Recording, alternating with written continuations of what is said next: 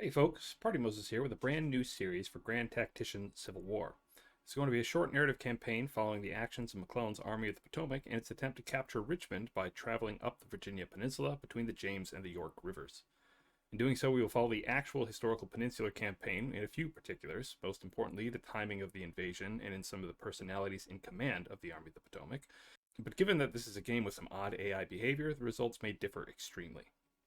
This campaign was set up in the same campaign in which my other narrative campaign is ongoing, and though for that series I deliberately provoked a disaster in order to prolong the war for more opportunities to explore the game and its features, in this campaign I made an earnest attempt to allow McClellan to succeed despite himself. There are moments in which I roleplay McClellan's hyper-cautious disposition, but in the run-up to the final battles, I make every effort to beat the rebels and seize Richmond. Without further ado, here's the Peninsular Campaign. This is the same campaign that I'm playing in my tutorial campaign. And what I'm trying to do right now, this is a little hasty, but I'm hoping as I push forward a little bit, my supply situation will improve.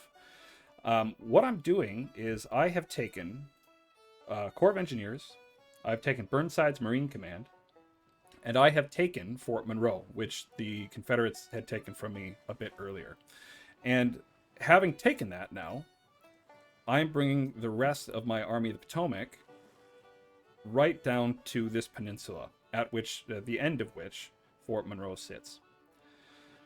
So I've got the 2nd Corps of the Army of the Potomac under Fitzjohn Porter, and I've got McClellan leading the main host of the Army of the Potomac up here, and I'm hoping I finish this supply dump soon. I'm probably gonna have to upgrade it too, but I'm bringing this whole corps, all of these armies, which is going to be really hard to fit on this peninsula, come to think of it. Bringing them all onto the peninsula, and I'm going to walk up toward Richmond, obviously. So this is just exactly like the Peninsula campaign historically. This is following exactly the plan, following everything that McClellan was doing, including some of the choices in leadership and some of the choices in personnel that he had a part in.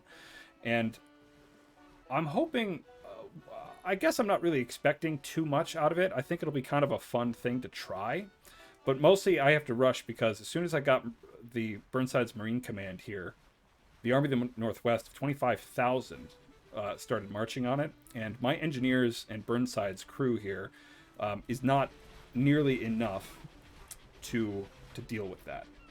So I'm hoping that the rest of the Army of the Potomac arrives in time to deal with this army and fight a good sort of beachhead defense. I'm expecting to, and I'm hoping that I'm going to append the Corps of Engineers onto the Army of the Potomac, and I'm going to kind of reorganize this as soon as everybody lands, so it's a little bit easier to maneuver on the map. But that's what's going on. I've rambled a little bit, but here we go. So moving to 3rd Corps, I want them to... Oh, they're already selected. Alright, seems like everybody has landed. And the hardest part about this, I think, is going to be selecting the proper order of battle. So let me pause this so I can locate who I'd like to locate.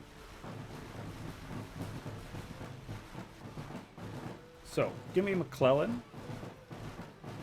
Yep, and McClellan, and I want to march him straight forward, and I'm going to turn off. Now, I don't know why he would want to do that. Alright, I'll cancel that order instead. How about that?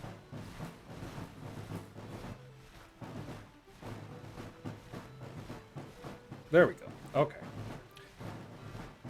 So, let's see what happens. So, one of the things I find a little bit frustrating about turning into the Corps is that it seems like it takes a lot longer for the orders to actually be issued. Like 5 hours. When before, I don't think it took that long at all. Now, a big problem with this as it stands right now is that I do not nearly have enough supply here at the tip of the peninsula to do anything. So I need to come up here and I need to seize West Point, and I'd like to take this IIP here, Williamsburg. And I've already got Yorktown. So ideally, this would all go a little smoothly. And I'm going to wait until I get into a battle here with the Army of the Northwest before I make any of these big changes. Mostly because I want to make sure... There we go. I want to make sure that I don't get them trapped in in-betweeny time before they can actually do anything against the enemy. But... Okay, so there's provisions coming in. I'm going to turn that off just because it's cluttering a little bit. And it looks like the Army of the Northwest is going to march in and challenge us. Oh, and I've got a perk as well that I should probably assign. I've already got Ambulance Corps.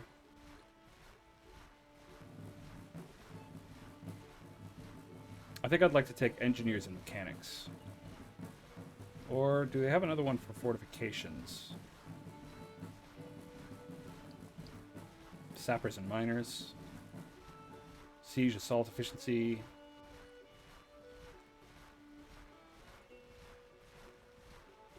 Let's do... Yeah, let's do Flying Column for now. That's a pretty good one. Alright, Army of the Northwest. Bring it on. Alright, they do not appear to be moving. So I'm going to bring McClellan up in a very non-McClellan style move. Corps of Engineers is going to stay there. Burnside's Marine unit will follow. Mostly I need to be able to click my second corps. Under Fitzjohn Porter. Fitzjohn Porter, of course, was one of McClellan's firmest political supporters during his tenure as turned sea movement off during his tenure as the commander of the Army of the Potomac. And so, as such, I have decided to make him the commander of the 2nd Corps of the Army of the Potomac. And obviously, I'm not going to go way out of my way to try to make every single personnel decision that McClellan did by any means. But I thought it was, it's fitting, given McClellan's jealousies about so much of this. Okay, looks like we are, in fact, going to have a confrontation. Bring Burnside's Marines up as well. Here we go. Okay. So we've got a pretty big battle here, and actually, Corps of Engineers, I'll bring them along anyway. But we've got the 3 Corps of the Army of the Potomac arrived on the field all at once, and within 3 hours we'll have our Corps of Engineers and Burnside's Marine Command also there. We vastly outnumber them. They have an edge in cavalry, but everything else is advantage ours. So I wonder if John P. McCowan here is even going to fight the battle. This is 1.07. This is with the new campaign and battle AI, where they're a bit more cautious. They might try to make like a fighting retreat rather than stand and fight against overwhelming odds like this. But I do need to push forward. I do need to capture Yorktown.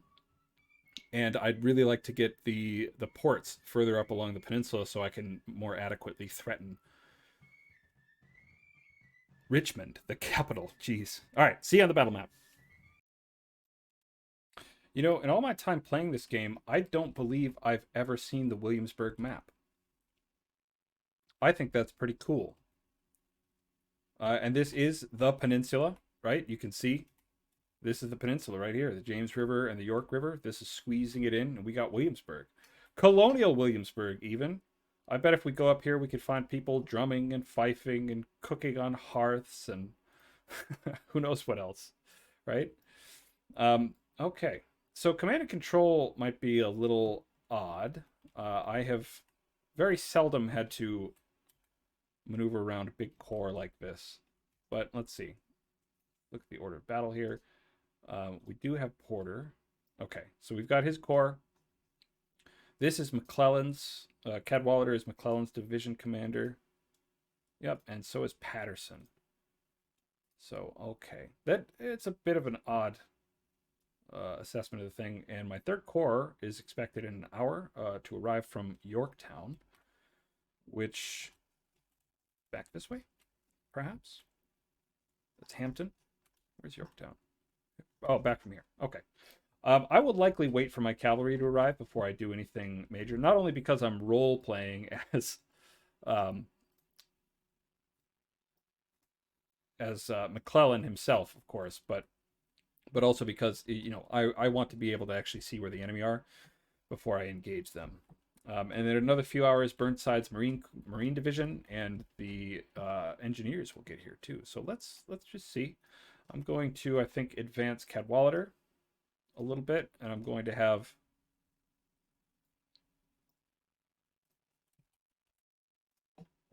Porter's troops move up a little bit as well.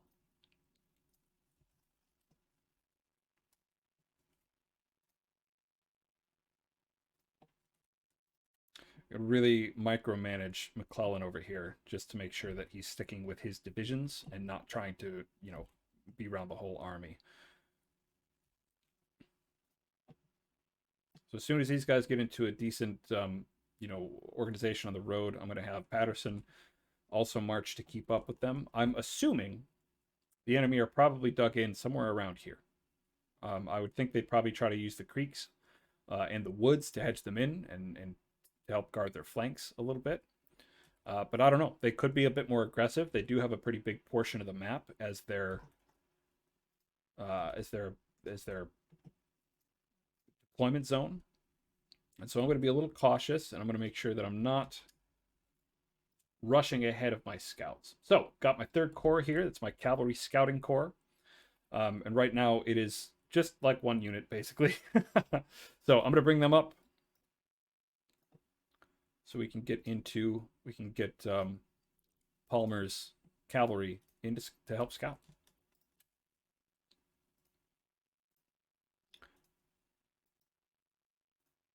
Until then, of course, I really have to be careful about moving all of my units.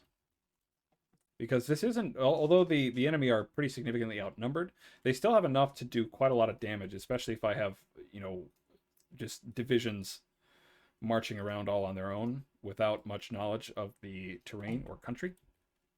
So I want to be a little cautious. I'm going to scout with my skirmishers until, of course, I've got Palmer coming up here with his scouts. Looks like we're clear up here, so I'm going to bring Cadwallader here to the edge of the woods, and I'm going to bring Smith across as well.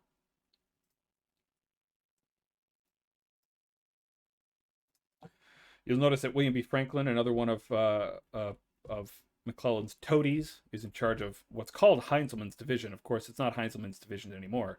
It is Franklin's division. But Heinzelman, of course, was in charge for a little while. I think so. Here we go. Continue to scout with our skirmishers. I'll bring up Patterson's division.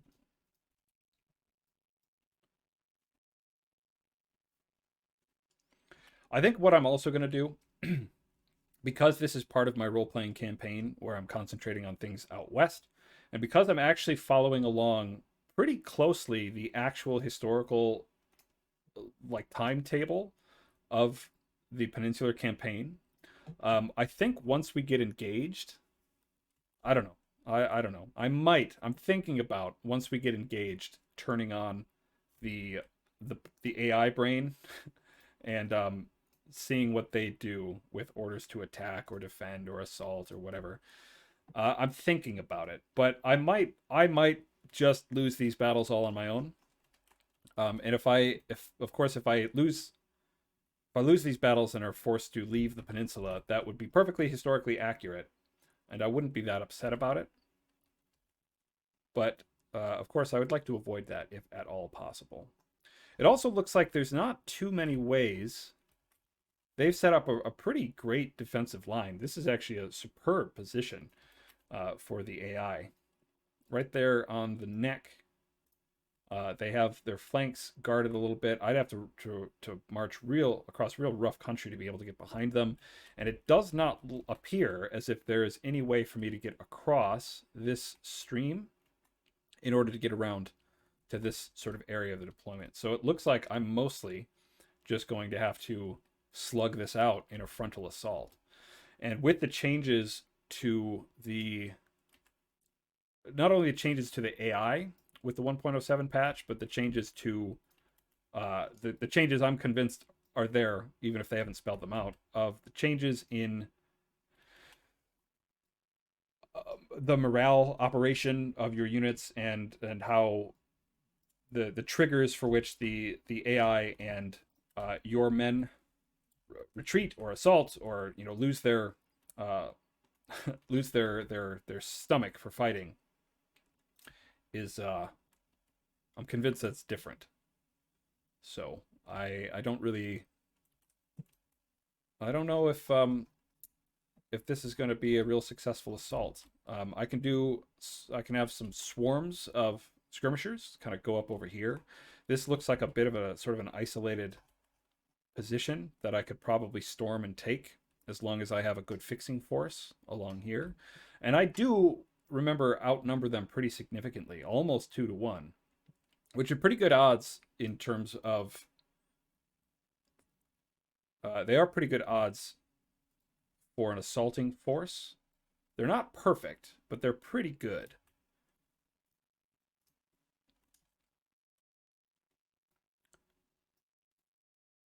And of course, I am sort of role-playing this as McClellan, and McClellan himself obviously was sort of he was a very cautious commander, and he was not one to risk too much in frontal assaults. And at this point, he would probably have said, the enemy are overwhelming in their force, and there's of course nothing that I can do against them. So please send all the reinforcements that you have.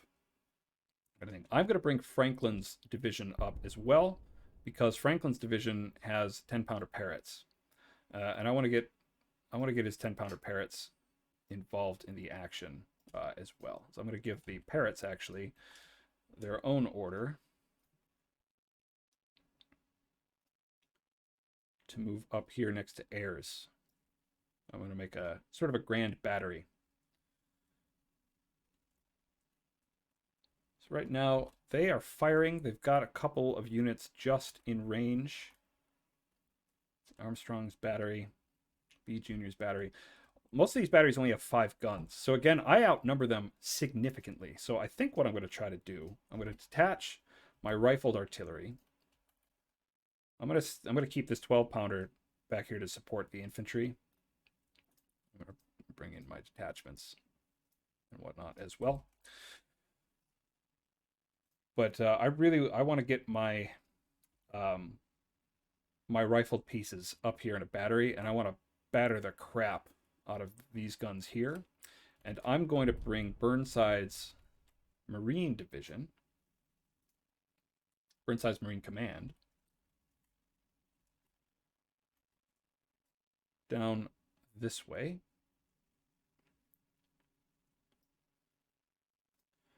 And I'm going to use them to cut, cross lots through this jungle here and come out over here. They are Marines, so they will be well suited to stomping around in the swamp. Don't tell anyone, of course. They probably don't see it that way, but that is what I'm ordering them to do.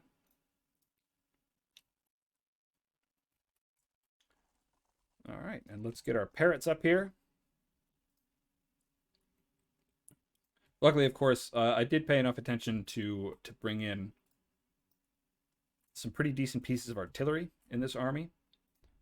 And again, I've said this many, many times already, but this was one of the big advantages that McClellan and the Army of the Potomac often had, was the fact that John Porter, get up there, was the fact that they had superb artillerists and excellent pieces of artillery pretty early on in the war. They did pretty well in that regard.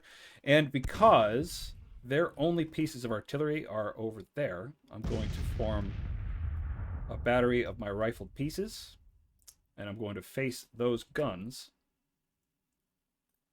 You are detached, are you not? Correct. And I'm going to turn them on counter battery fire.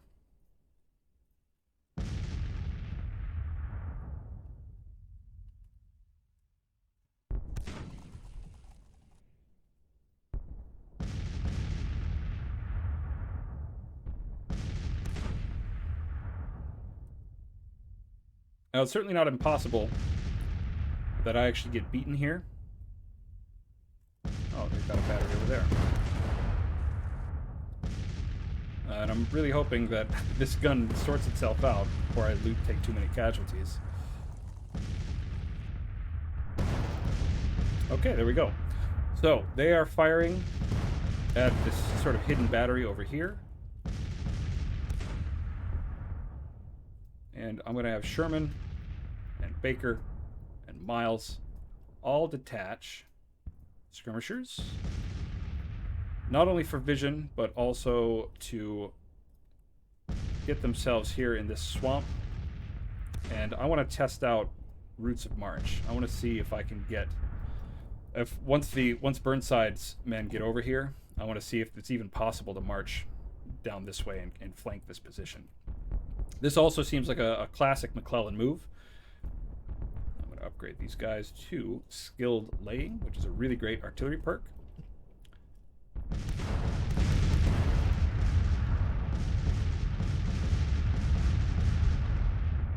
So it looks like they're hitting and causing casualties all along the line here, but not actually hitting the artillery, which is fine. It's, you know, not that big a deal. And I'm going to bring the 12-pounder up here too, just for more firepower. I don't want to detach you and bring up this other battery. No reason to have my rifled pieces the only guns that are on the field.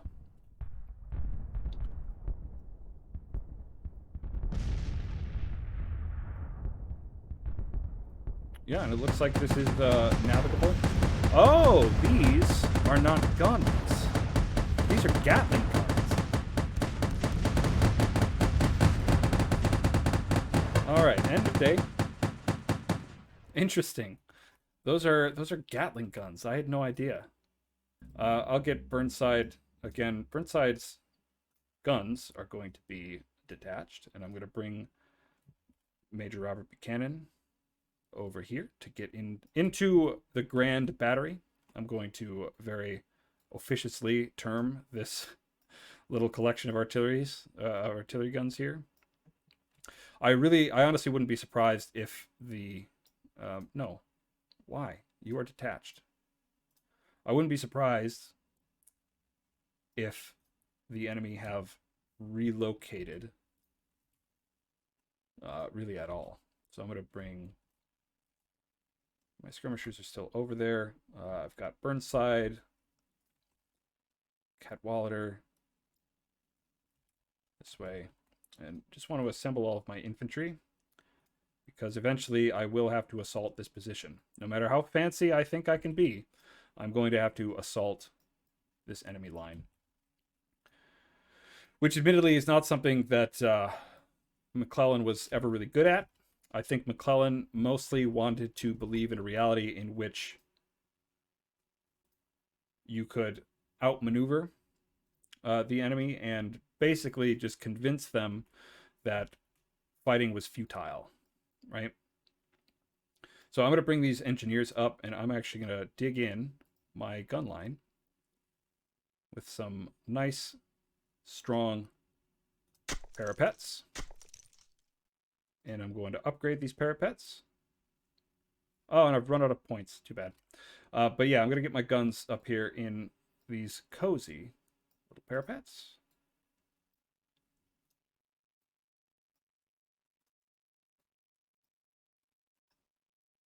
Your line of fire. Okay, it is. That's okay.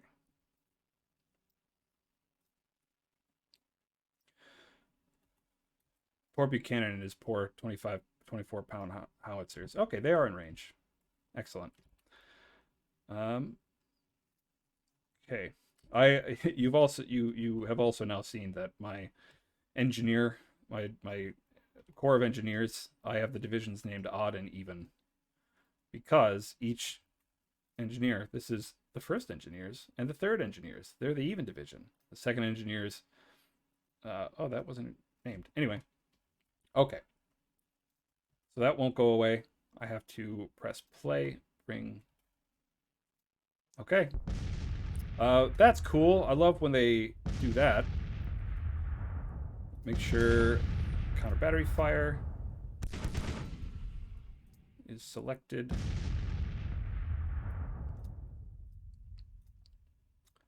And I want to beat up their artillery as badly as I can. So let's look at the casualties.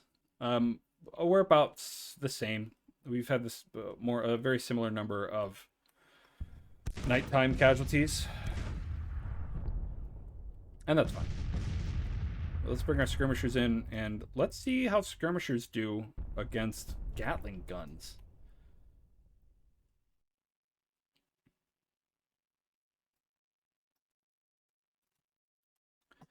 And let's start Burnside's ponderous cross-country march to see if he can get his Marines back here.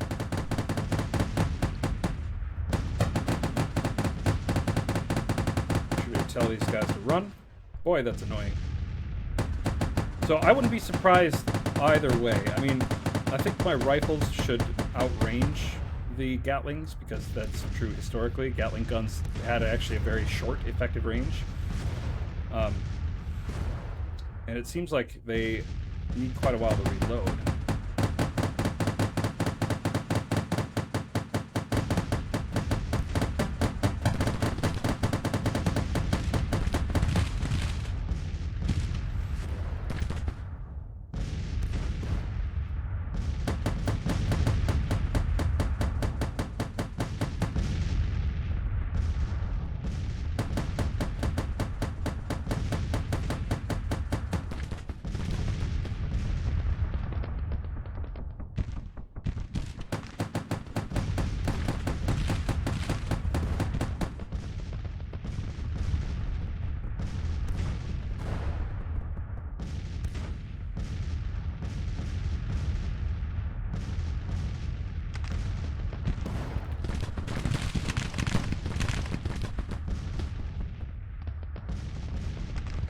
The Marines are moving. I think if I can take this out, I'm going to have Cadwallader's division come up here, threaten the flanks, and I'm going to move with Patterson and Smith and Franklin as a holding action, basically right up against that fortification.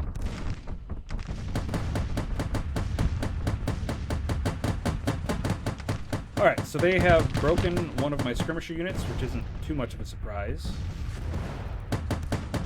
They've taken pretty light casualties, which I think is kind of annoying. I don't think Gatling guns are really good weapons, like at all.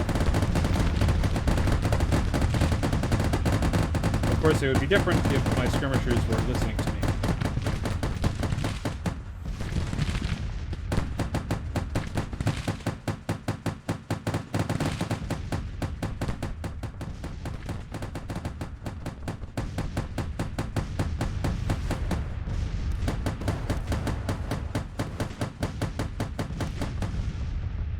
Marines are moving pretty well through the jungle over there. That's good.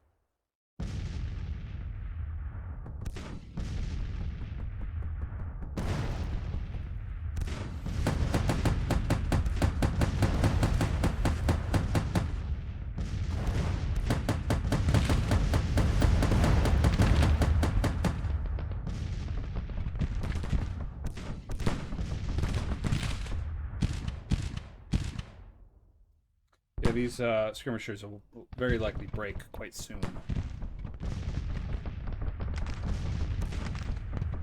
Inflicting very, very light casualties against the artillery, although not able to... Oh, that's the juniors, that's the Gatling gun crew.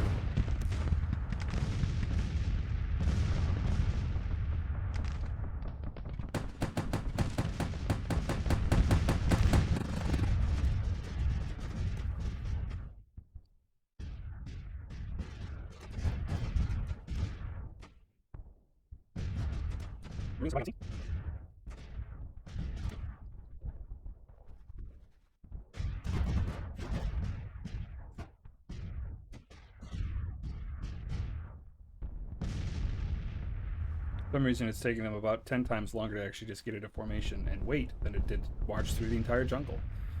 So, that's something.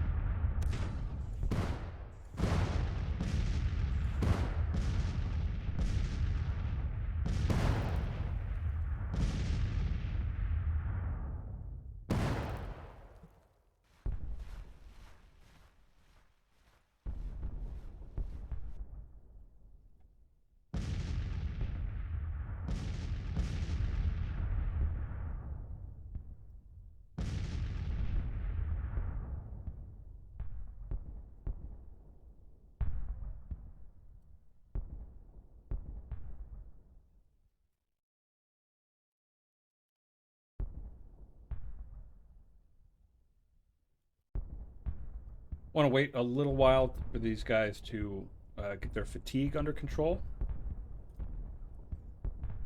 Only about an hour or so. By about 9 o'clock, I'm going to want to start moving them down here to take out these Gatling gun crews. My artillery is doing pretty well against them, which is good. I am knocking out some of their crew.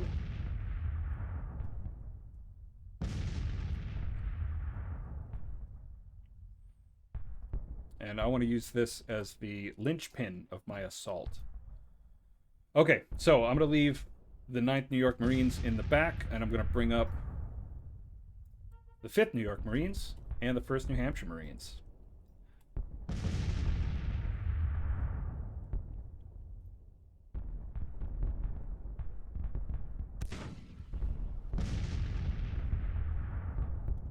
And I'm going to hurl skirmishers forward before they arrive.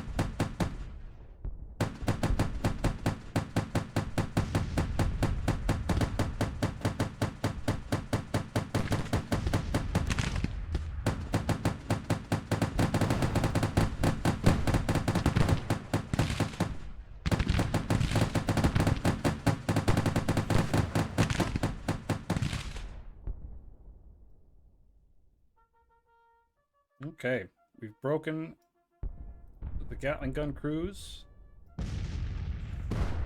Make sure to keep the division commander up there, Burnside. So we have taken basically the left flank of the secessionist line, which is pretty good. I've already got a division pushing up over there. I'm going to send Patterson to reinforce, and I'm going to ready Smith and Franklin to make our demonstration up on the center of the line. Basically, my Marines are going to push in here, hopefully reorient their line, and as they do, I'm going to push forward with all of my men. I'm going to turn my guns all on fire at will.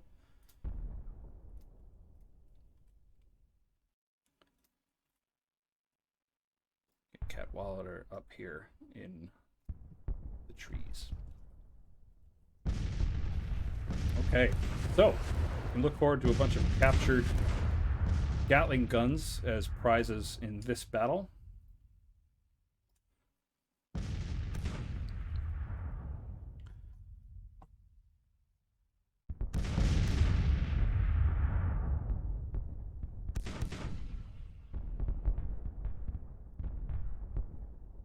Still playing for my rifled pieces.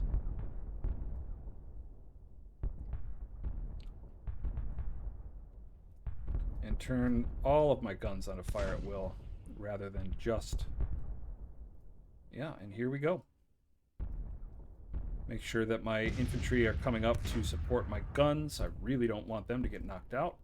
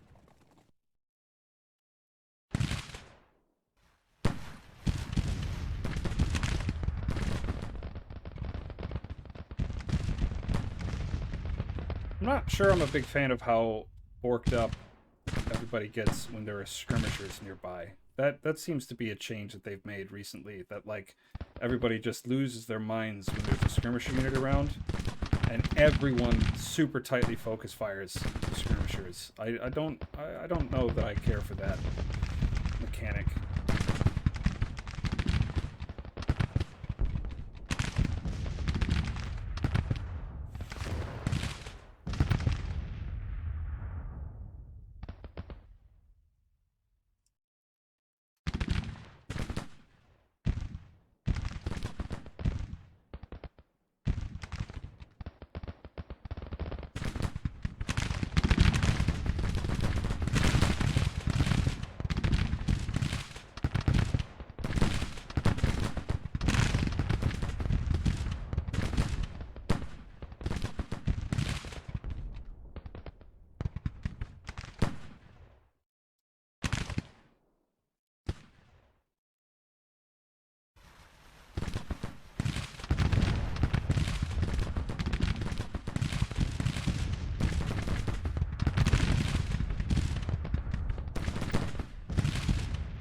And okay, so let's watch a patented 1.07 cavalry charge, because these things, I think, are the most absurd part of the new changes. I feel like basically they are massively overpowered.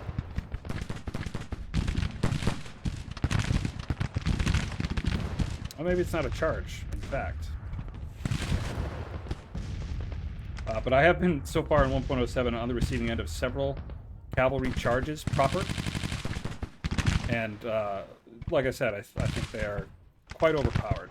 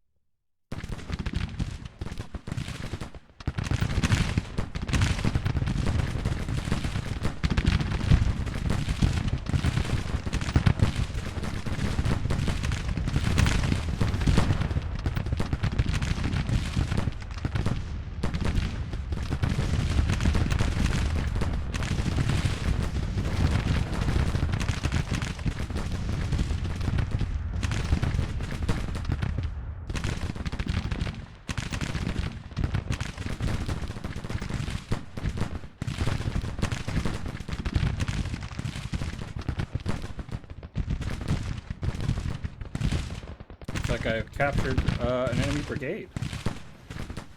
That's pretty sweet.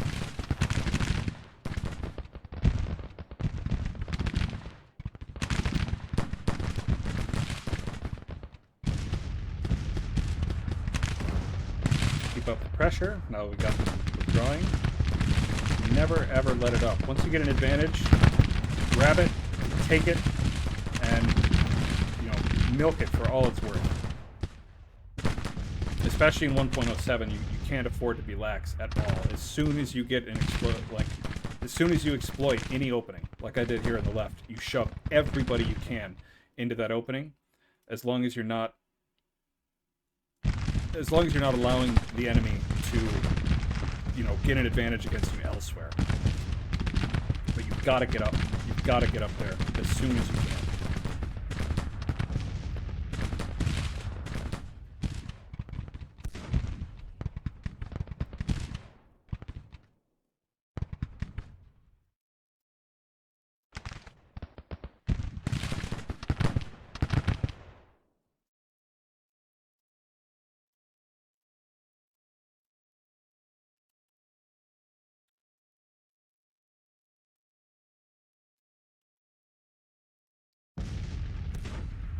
And of course, always try to capture their guns.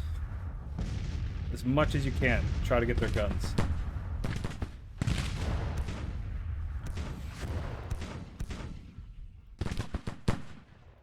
And that is a major victory. 5,500. I've got slightly more than 1,000 casualties on my side. And I'm going to have captured most of their artillery, including several of their Gatling guns. I've gotten some perks up for several of my artillery crews. 12-pounder field gun, I'll give them close support. And I've gotten valuable experience here on the peninsula, and I have basically secured my Peninsular Army's line of supply. Not bad. Really not bad at all for George McClellan. Well done. Quick update on my Peninsular campaign. It's April 15th, 1862, and everybody's starving. That's the biggest thing here. Supplies are a critical issue. The supply depot was not constructed in time. I was really hoping to have the supply depot ready before the Army of the Potomac actually arrived. And I believe I'm going to bring my fleet as far up the river here as I can, just for intelligence. I just want to see what I can see about the enemy armies. And I might even take the 2nd Corps to see if we can come up and snatch this depot. I don't want to take Richmond yet. What I'd like to do is provoke them into attacking still down the peninsula and engage them in a defensive posture. And I'd really like to do that, to get them to come and make reckless attacks against me while I can kind of choke off defensive choke points and whatnot and sort of break them against my fortifications. That's the idea behind here. But they have sent several sort of scattered individual little armies against me, and they've all been thrown back either by auto battles or other things. But if I can come up here and grab this depot, and I can draw some supplies from there, that would be greatly beneficial to the rest of my Army of the Potomac. It looks like Army of the Shenandoah is making a somewhat bizarre move here. I'm not sure what they're trying to do.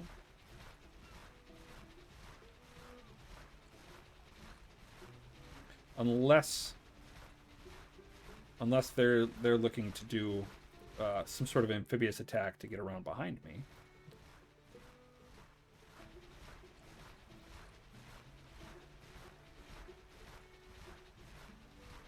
Yep, they are. Oh, no, they are. The Army of the Shenandoah is...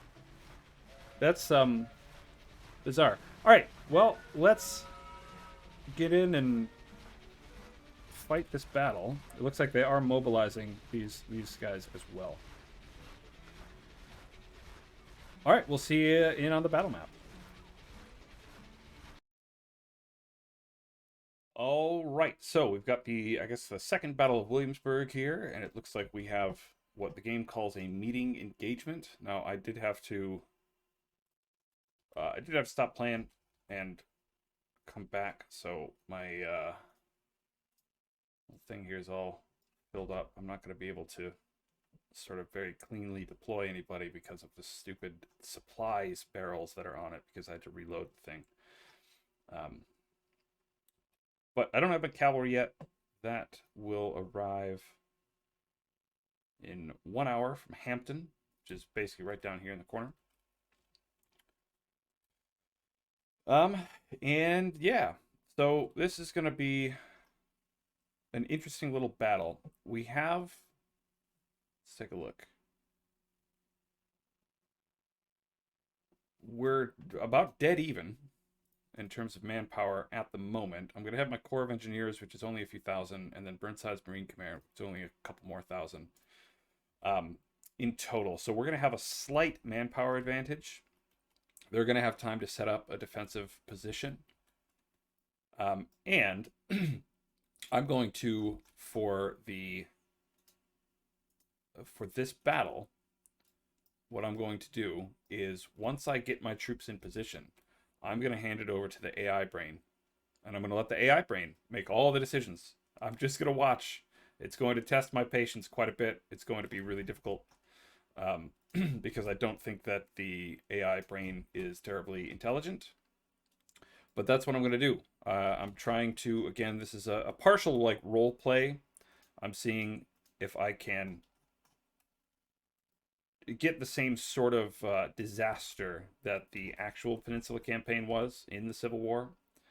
I think the Peninsula campaign is super duper fascinating. I think it's extremely interesting, and I think it is it's one of those things that, McClellan is this cartoon. Let's send some scouts forward. In any case, I was talking about McClellan and how he's misunderstood. Now, McClellan gets a lot of criticism, and a lot of it is deserved. And a lot of his criticism basically comes down to the fact that, like Lincoln said, he had the slows. And that's true. He did have the slows. He was a timid field commander. But I think a lot of what he was up to, a lot of what his whole deal wasn't that he was timid or scared or lacked the ability to lead men in combat. He was extremely charismatic and he was extremely popular with all of his men. And that doesn't happen by accident, right? Charisma is something that's you can't cultivate. It's something you either have or you don't. And he had it, and he had the devotion of many of his men until he went and tried to run against Lincoln, and then a lot of people started to hate him. But so the point being, he had the potential to be a tremendous commander, but he was slow. He was super cautious. He constantly overestimated the forces against him. And if he were in a situation like this, where you have essentially what the game calls a meeting engagement against superior or against even numbers, McClellan would look at this and he would say, these guys don't have 29,000 men. They have 60,000 men. They have 70,000 men. There's no way that my force can possibly deal with an enemy force this size. There's just no way. I can't do it. I need reinforcements. Send all the men that you have. And that was his thing. He would do that all the time. And it became something that the War Department, this was particularly Lincoln and Halleck, started to really question his sort of loyalty to the cause, because the thing that he doesn't get enough criticism for, in my opinion, wasn't that he was slow. It wasn't that he was cautious. It wasn't that he constantly overestimated the size of the enemy forces arrayed against him. It wasn't any of that. The thing that he should get a lot of criticism for was that he was a scumbag. He was a Democrat. He believed in the right for the Southern gentleman to own human chattel, and his war wasn't interested in criticizing or controlling or doing anything to impact the right of people to own human chattel. He didn't want to challenge it. He didn't want to have anything to do with it. He wanted the war to end with a restoration of the Union back to exactly the way it was before. That's what he wanted to do. That's it. And if he had his way, right? Honestly, the best thing that he could have done for his cause of the war, for basically, restoring the Union back to where it was before the war happened without any changes whatsoever, would have been to capture Richmond as quickly as he possibly could. But he got bogged down in the peninsula. He sat at a river crossing for months, for 6 weeks, because he wasn't sure that he needed a bridge to be built, and the bridge was being built, and the engineers were telling him it's fine, you gotta go, there's weather coming, it's gonna flood, all this other, and he just wouldn't move. He just sat there and kept calling for reinforcements and calling for reinforcements. And it's, if he had captured Richmond in April of 1862, the war may have ended, and the war may have ended without making any serious political threat against the institution of slavery. That might have happened. It didn't happen. And a lot of that, we can blame that pretty specifically on George McClellan, personally, himself. It was his fault, right? But a lot of it was because I think he firmly believed in the idea that you can win a war purely by maneuver. You can win a war purely by taking strong positions and forcing your opponent to abandon their positions, right? So like, if he were not timid, if he was bold enough to allow a big old flanking movement back this way, he would do it. And he would think that once you have this division back here with its artillery and everything pointing at their flank, this force would move away, because that's what would make sense in, you know, the sort of military doctrine of the time. And he was, I think, among, oh, there we go, geez, I think he was among the people that still believed that the war wasn't really something that was worth killing a whole lot of people for. Like, he like many others, underestimated the, you know, the passion that many of the Southerners brought to the field. Like the fact that they were willing to kill hundreds of thousands of their countrymen in order to preserve their right to own people. I don't think many people really, it took a long time for people to really understand that. And I think, to his credit, Lincoln was one of the first to recognize it. And Lincoln, as we are right now, right, in April of 1862, has already basically decided that emancipation is going to be one of the ways that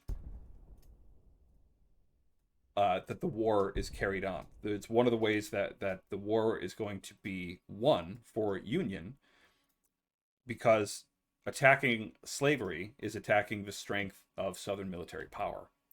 And Lincoln had pretty much already believed that in April 1862. And he's just waiting for some sort of kind of battlefield success to prove, right, to sort of prove, like, what he was worried about was there was still this kind of question hanging in the air about whether or not the British or the French or whoever might intervene on behalf of the Confederacy. And so he was waiting for a battlefield victory, so that it didn't look like it was a desperate move. It didn't look like it was something that was only done because the Union could not have won the war otherwise. And, you know, so the timing, he waited until after Antietam. And after Antietam, that was, they're already moving. Because McClellan could claim victory after Antietam, even though he didn't follow it up, Lincoln released the Emancipation Proclamation a couple of months later in November, and, you know, declared that this was going to be a wartime sort of effort on behalf, you know, against the Confederacy. And, you know, that was essentially the last straw for McClellan. McClellan realized that the sort of purpose of the war had outflanked him, let's say, right? He realized that this was no longer a war that was simply about restoring Union. It was a moral crusade for abolitionists against slavery, and he didn't condone that. He didn't like that. He didn't want that. And so he was relieved. And so a lot of the reason he was relieved wasn't necessarily because he was just, you know, a uniquely bad commander. The Army of the Potomac had its fair share of awful field commanders. And I think McClellan deserves a bit more credit for being a military leader. I think he was actually not that bad. When he was actually fighting, when he was actually going out there and actually fighting battles, he did just fine. You know, Antietam was a mess, but it was also, like, again, the Confederates at that point had not had any sort of perfect assaults or perfect battles either. Everyone was learning on the job. Everyone was just making it up as they went along, because the United States as a country wasn't used to fighting wars of this scale at all. And, you know, I think people sort of forget that. People judged the Army of the Potomac in 1861 and 62 by the standards of the Army of the Potomac of 1865, which was probably one of the finest war-fighting, you know, organizations on Earth by then. But it took a long time to get there. It took an extraordinarily long time to get there. And it wasn't easy, and it took a lot of dead people. It took a lot of deaths for the Army of the Potomac to get there.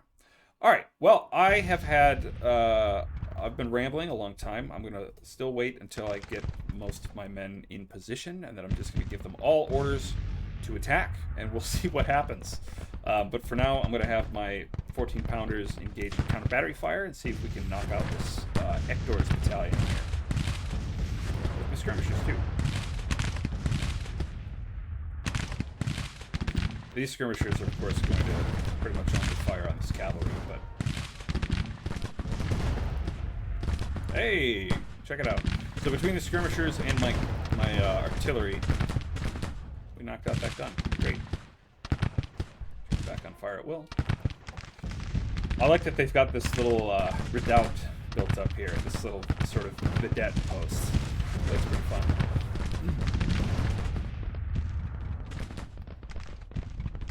Alright, so I'm going to take Porter's 1st Division, and I'm going to move them over here across the dam.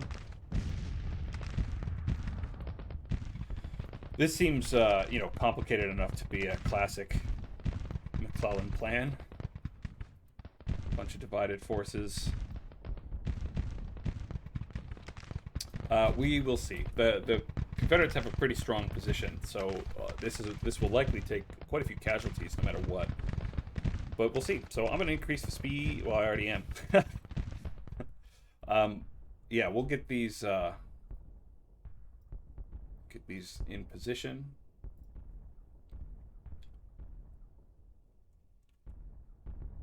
And we'll have at her.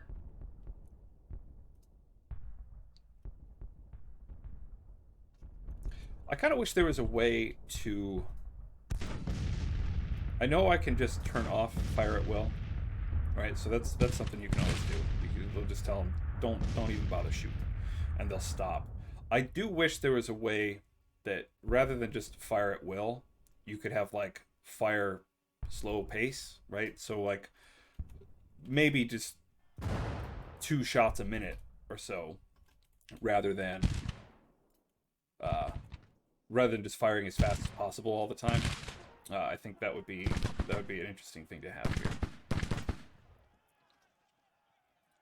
But I'm going to turn them back onto fire at will because they have a really juicy target right in front of them that I want them to take out.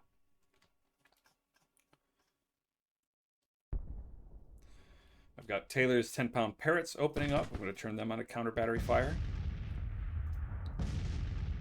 And so, militarily, this is a bad position. This is a really bad position. This angle here, this corner, this means that this division can come up here, and I can put 3 brigades to fire on this corner. They can only maybe have 2. So I can have a lot more firepower concentrated on a much smaller area than they can. This is why you don't ever put these sort of exterior bends in your line if you can avoid it. I know that this is a refused flank. That's the idea. But if you make it too sharp, it is basically just going to allow a small number of units just beat up this one area. So once I start moving this division, Heinzelman's division, which is now run by Colonel William Franklin, this division is, I mean, I'm not going to be in control of it, right? So, you know, who knows? Who knows what might happen? But militarily, this is a bad position to be in, and the Johnny Reb should have known better a little bit. But between Smith's division over here and Franklin's division, you know, I might be able to make pretty good progress against this. And if I have Cadwalader sort of as a holding action, I'm going to get him to move forward. Well, I'm going to order him to attack. What happens after that, I don't know.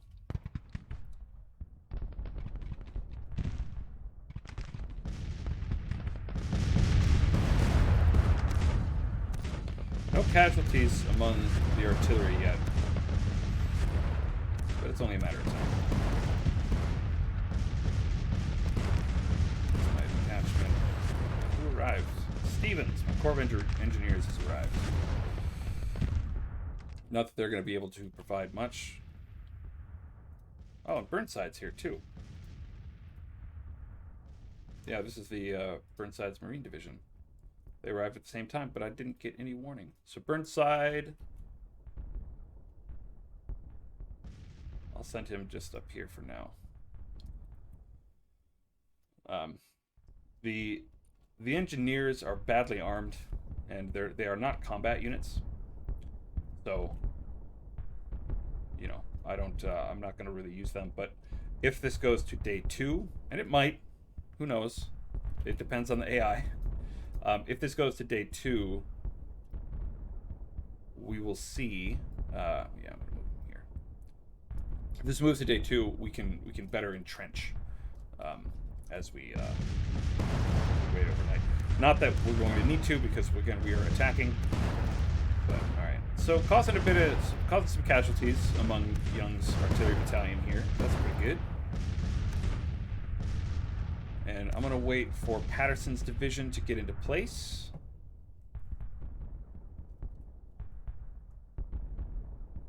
And I'm also going to wait for the Corps of Engineers and Burnside's division to arrive entirely before I move, because once again, I am role-playing as old grandma herself, George B. McClellan. Move Heinzelman's division up a little. Tell them to advance so the gun keeps firing. And I'm going to move my skirmishers forward, because I want to give those artillery pieces something to shoot at that are not my big ol' guns. Move these guys forward a little bit as well. Put a lot of fire on this angle.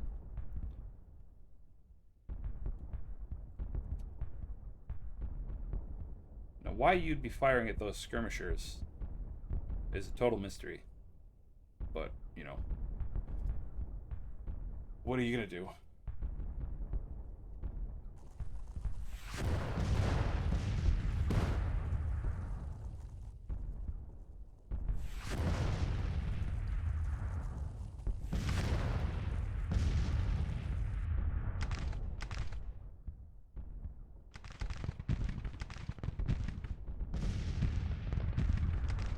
I'm going to bring Burnside's Marine Command over this way. Support this movement on the left.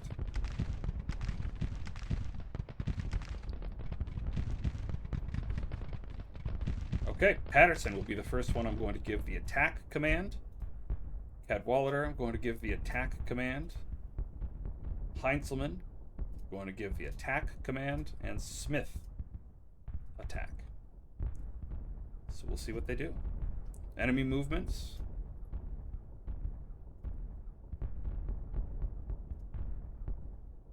So we gotta wait for the AI orders to filter down.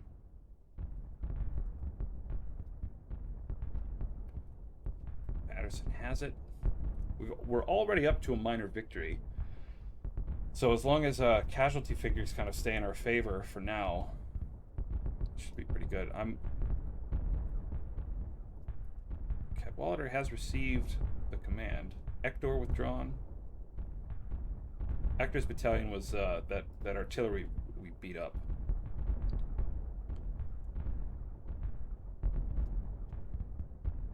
Alright, well this is sort of annoying. They're not doing anything. I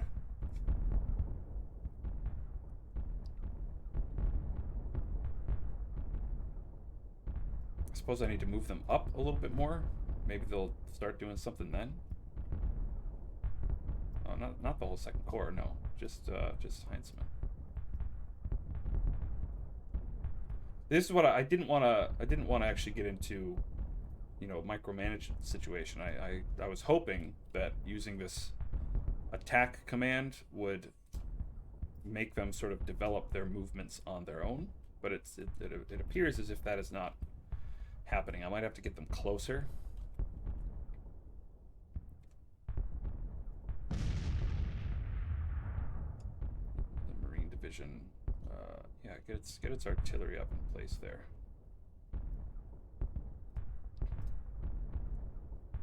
Okay, so now they're doing some weird stuff. Cadwalader has... Okay, there we go. Cadwalader, at the very least, is attempting to attack. That's something.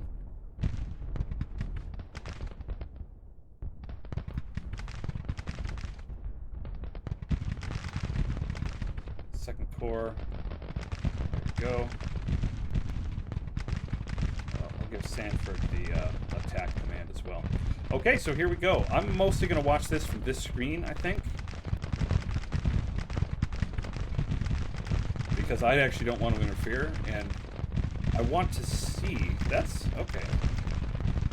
So this is this is actually a really well developed an attack right here, wrapping around the flank here. We've got Meade, Morgan, and Arnold all firing at this one detachment here.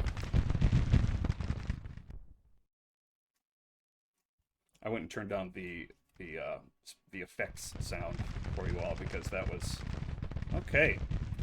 So this is actually, you know, developing pretty well. Cadwallader is still probably being a bit too cautious. Okay, they're moving up. They're moving up. And wow, I'm actually really surprised. I'm very surprised at how well this is going.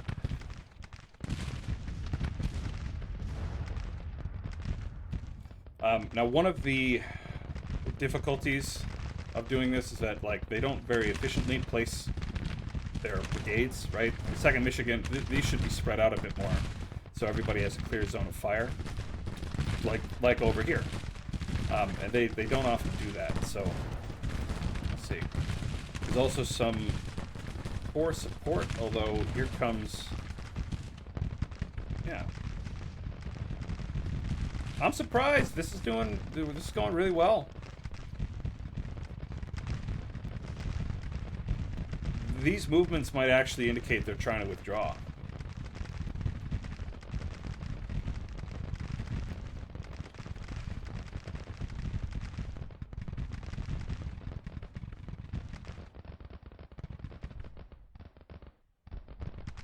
Now, some of the less... Okay, end of day. Oh, and yeah, the enemy have withdrawn. So check that out. Minor federal victory at the Second Battle of Williamsburg in the Peninsular Campaign. Well done, George McClellan, I guess. That was pretty good. I was actually really impressed with that.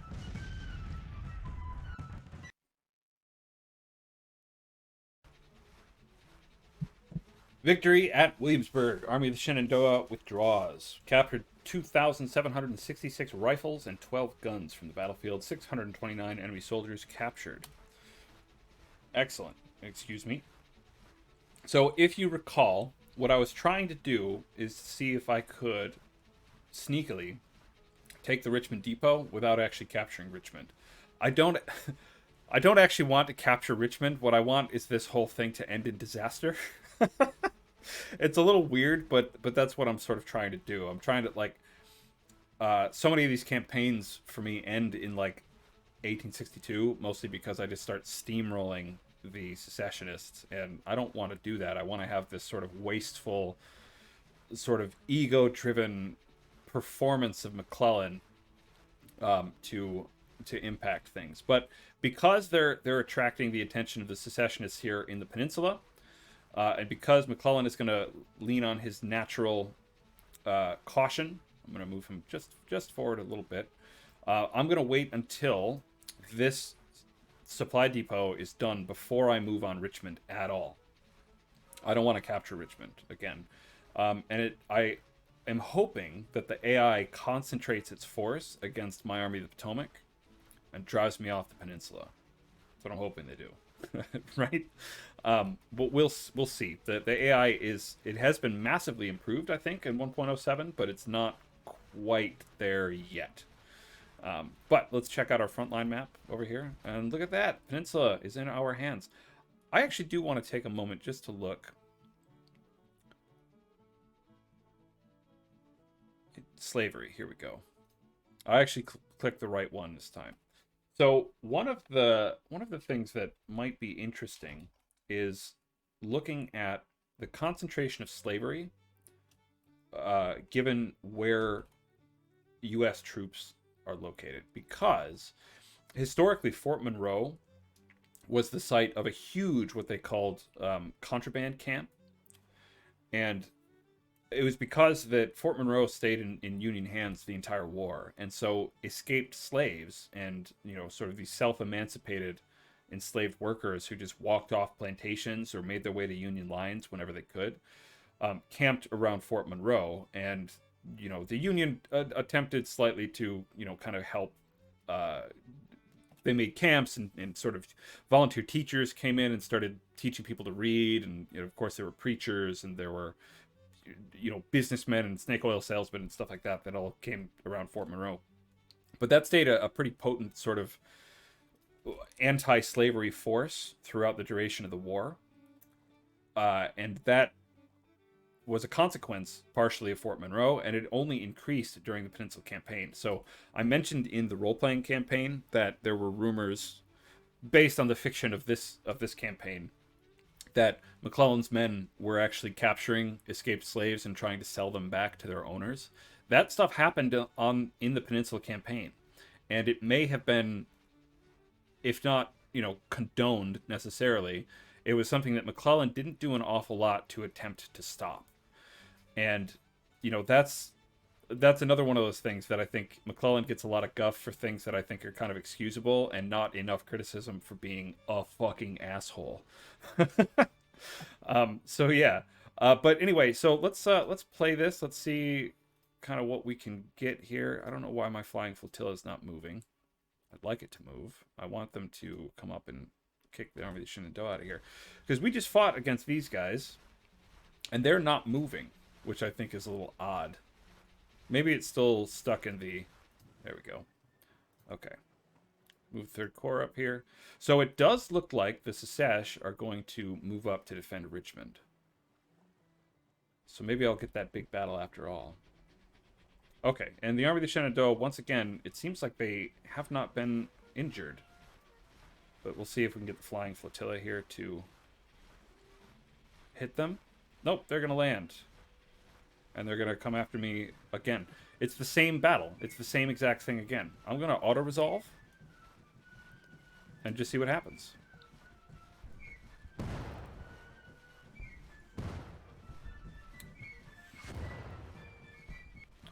I definitely didn't want to bring...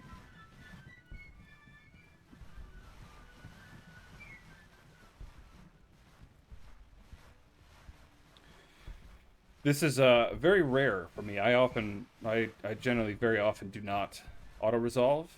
And I certainly didn't want to bring the Marines and these guys up to the battlefield. But let's see. Increase the speed a bit.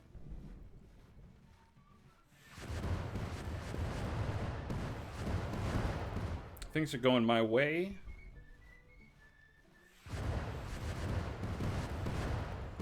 Casualties are about even. Victory at Williamsburg. And again, that army is retreating to a goofy place. I mean, honestly, it should just retreat to Richmond. That's what I was hoping to see. All right, move the Third Corps up here and get the Marines and the Corps of Engineers back to building that supply depot. That is right now like the most important strategic concern. We need that supply depot. Absolutely need it. Okay, well, that is going to be that for this little brief bit of the Peninsula Campaign, and I'll see you next time.